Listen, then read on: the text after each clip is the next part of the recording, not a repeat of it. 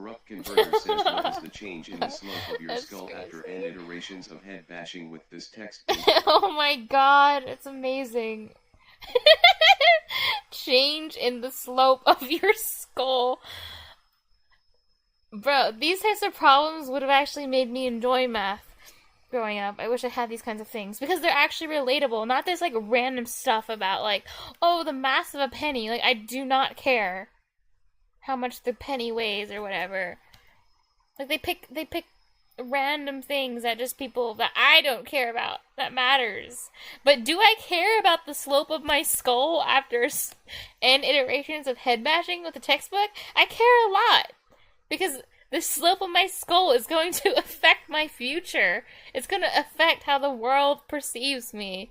It's going to affect whether or not I can make friends in person. It's very important.